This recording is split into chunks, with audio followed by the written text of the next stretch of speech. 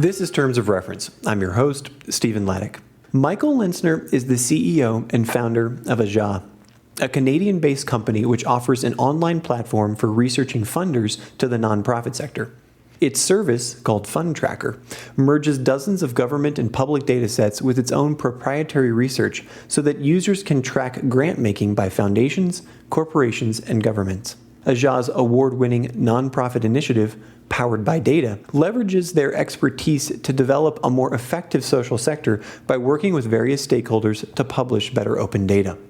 Michael has been working in community and public interest technology since 1999, creating the community wireless group Sans Fil, which runs over 1,000 free Wi-Fi hotspots in Montreal. He has also been working in open data since 2004, co-founding municipal, provincial, and national lobbying groups for improved access to government data. I spoke with Michael in Montreal. Hello, Michael. Thank you for being on the Terms of Reference podcast today. Hi, Stephen. It's wonderful to be here. So where am I calling you today? Where are you sitting? At our office here in Montreal, Quebec, Canada.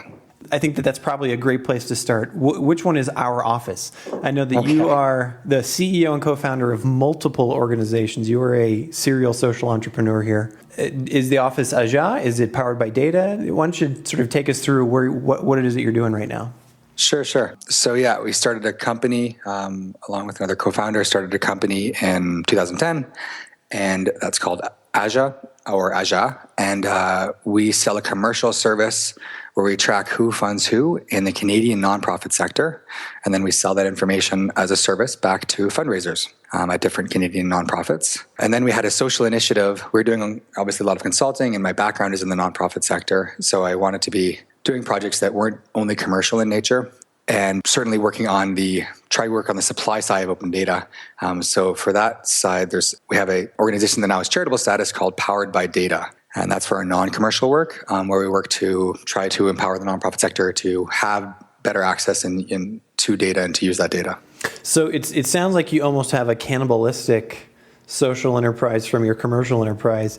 Tell me first, where's the business case for Ajah in that isn't, this funding data publicly available, or how do you get it?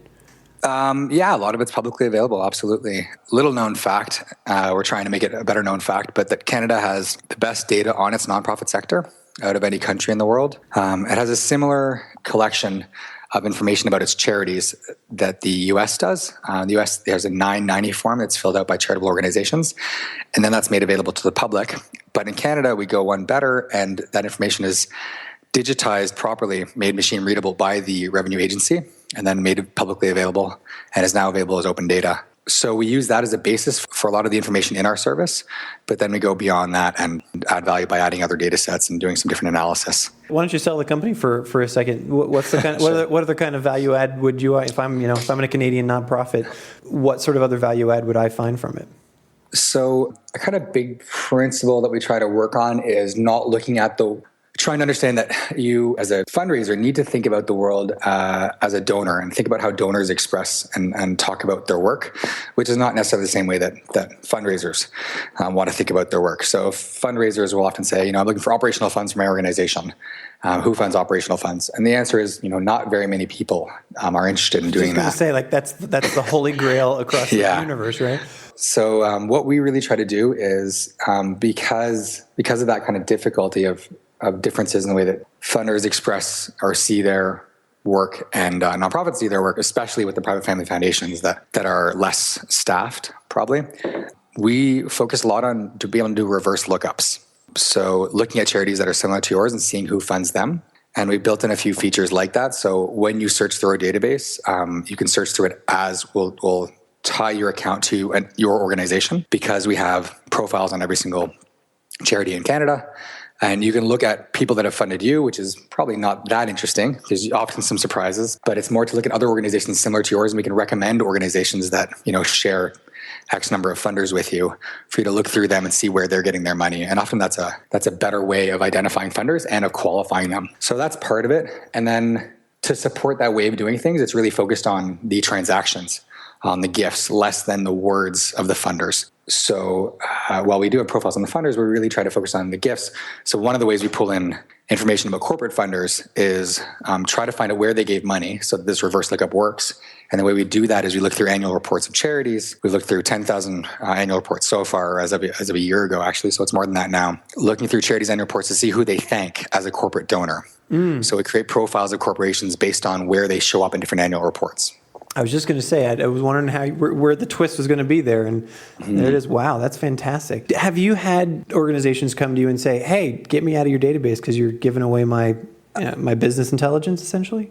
We have had a few people contact us and be a little bit brass, but compared to the thousands of organizations now that we've spoken to and probably over 1,000 that we've done demos with, it's really not much of a problem. I think there's a different idea about what is public information and private information in Canada because of this information that's available. So charities are used to people being able to look up this information. So they just expect to be transparent about where their funding comes from regardless. Yeah, they're not always thrilled about it, but the expectation is that's not, if it's information from a corporation, certainly information about private donors, individuals, especially when people want to make those gifts anonymously, that's an area that there's expectations of privacy. But besides that, it's pretty much seen as fair game. So how did, you said that you came from the nonprofit sector. What was the genesis for this idea? Did you just notice there was this gap in the market, or do you have competitors, or? Yeah, we definitely have, we have competitors. Where this came about, in some ways, I didn't start off to be an entrepreneur. I've been working in the nonprofit sector in technology, open source, and a little bit of international development, and wanted to continue doing those types of technology projects. But there aren't really social impact technology funders in Canada. So after learning about open data in 2004 and kind of wanting to do more work in it, but finally by 2009, I decided to try to start a company using open data, which would let me kind of show some of the value you could create using social and economic value you can create using open data. So that's finally what I did. Is I had a friend who had done a few years as a venture capitalist and put together a small fund. Montreal, we didn't have a small early stage startup fund in 2010, so he did that for for-profit organizations. I told him what I wanted to do, and he said, "Go off, find 3 business opportunities, 3 data sets you can commercialize. Come back to me, and I'll tell you, if you have a decent idea there." So finally, we worked on this idea, and there are a couple of competitors doing similar things in Canada, but they just hadn't changed much in the last 10 years. They hadn't really changed as the web was changing. The whole Web 2.0 stuff had kind of passed them by. So there's an opportunity to be better at technology and also just do more modern interfaces and more of a web solution. Were you the coder behind it? No, I'm not a developer.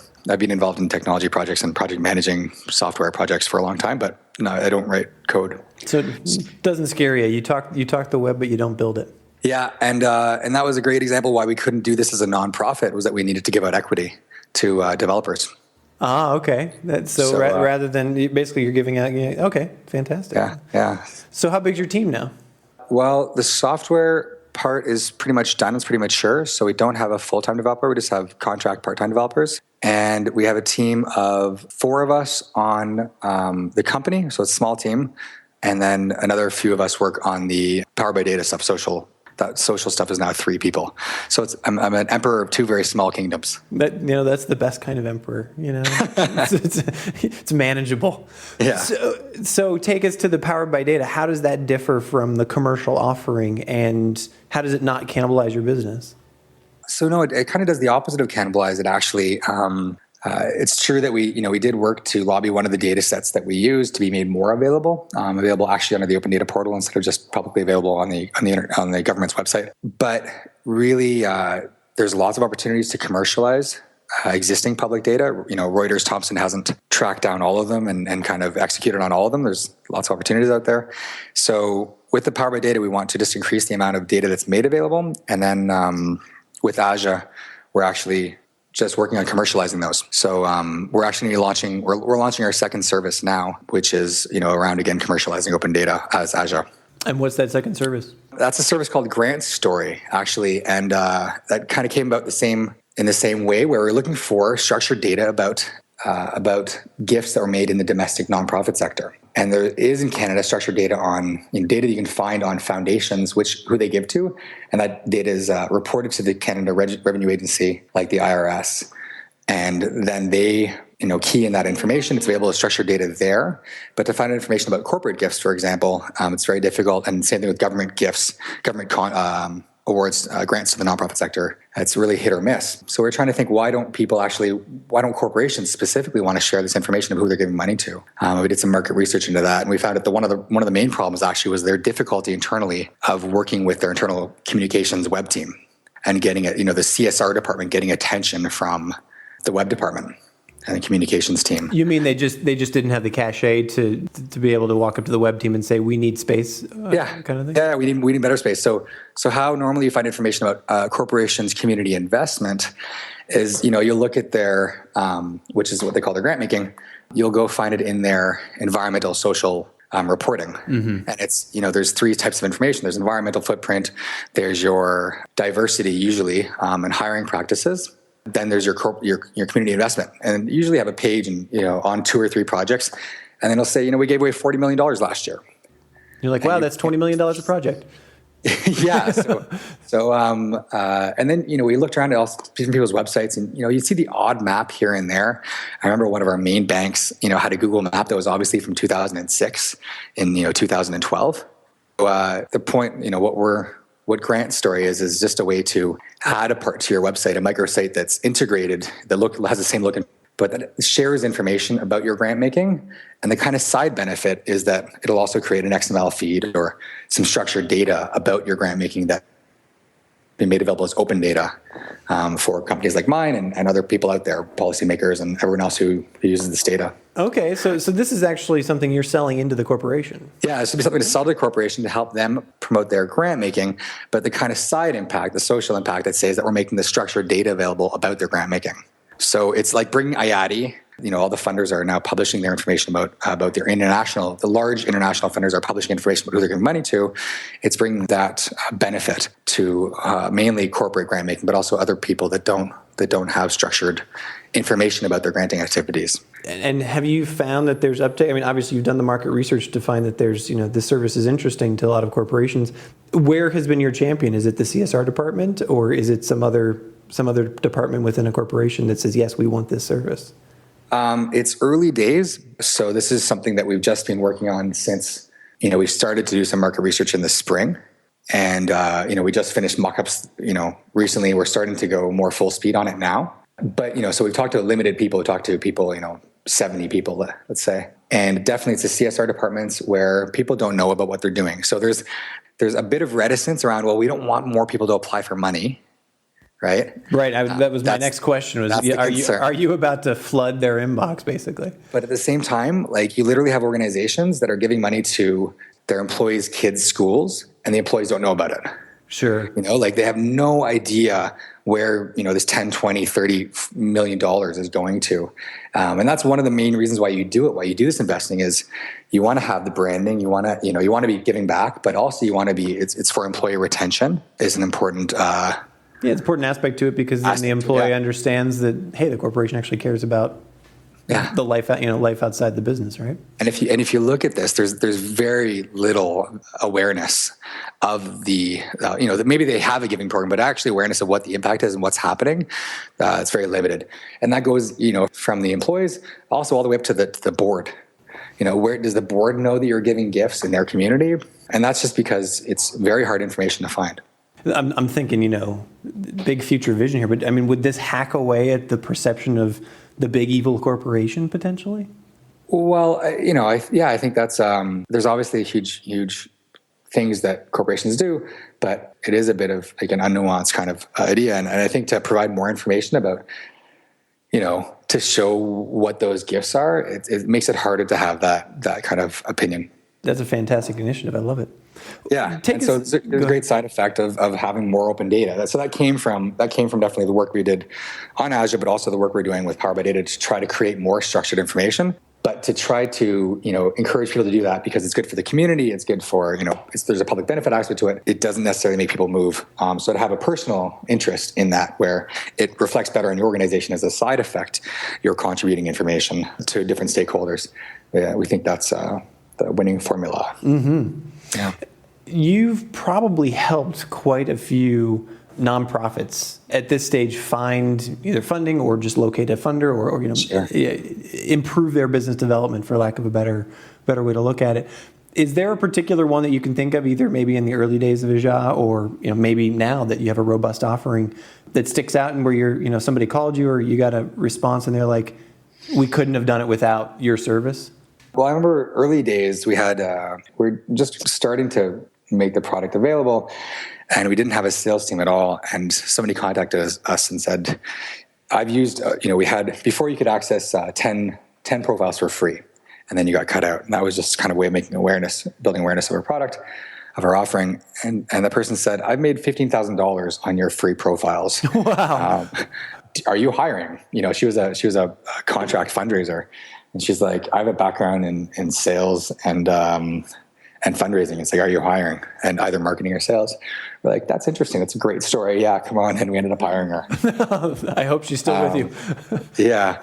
And then the next story, story last week was, someone from a military, historical military organization that they maintain a site out in Eastern Canada. And that's an educational site for the community, for people to visit, looking for funding and, putting them in touch with somebody who's specifically looking to fund military history projects.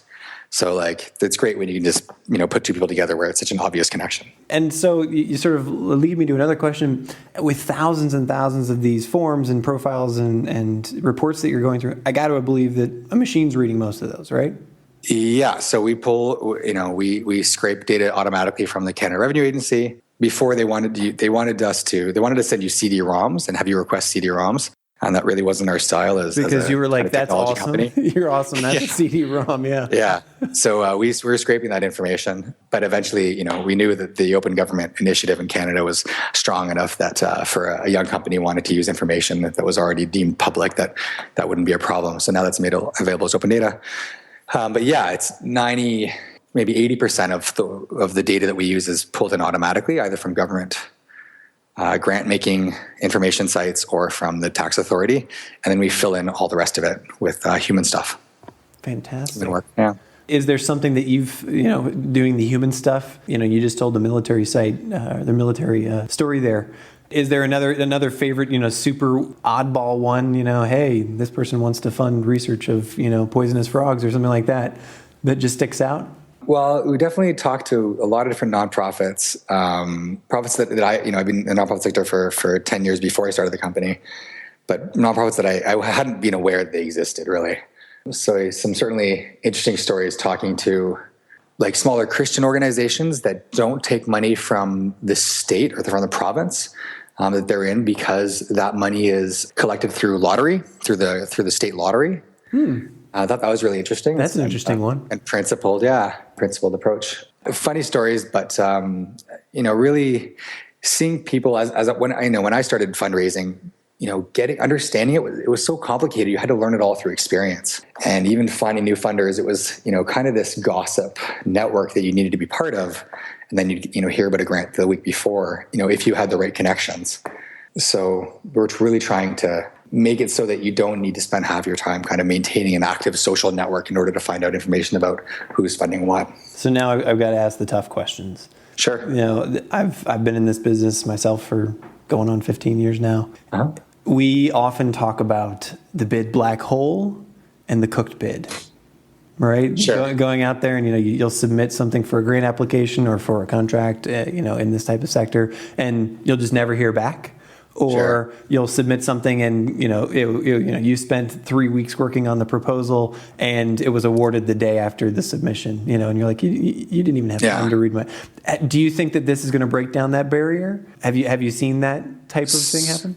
So I think absolutely that providing more information and so as PoweredByData, we are working with a major funder in the province of Ontario. They give out $100 million a year, and we've worked with them on their open data policies. And as a result of that work, they published all their grants going back, 12 years. So starting to look at how that data set compares with the Alberta province's, grant making, and maybe the other large funders, starting to become more informed about this kind of stuff, I think is going to let us see have better ideas of because it is a black box, definitely the grant making, but trying to create a really good community practice around grant data will partially help us identify problems or lack of professionalism in the same way that looking at the charity data sets that we have in Canada lets you kind of see where there may or may not be, see where there might be fraud. Yeah, Because that's actually, that data is actually gone through in the way that in the IRS,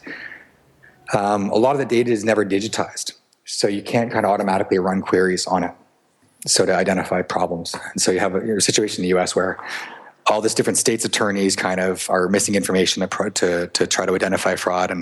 And that's why in the US they're now going to be digitizing or requiring e-filing. I'm not sure which one of all the IRS information, all of the 990 forms from the 501(c) organizations or the foundations, in the very near future. Sure. Who are your competitors around the world?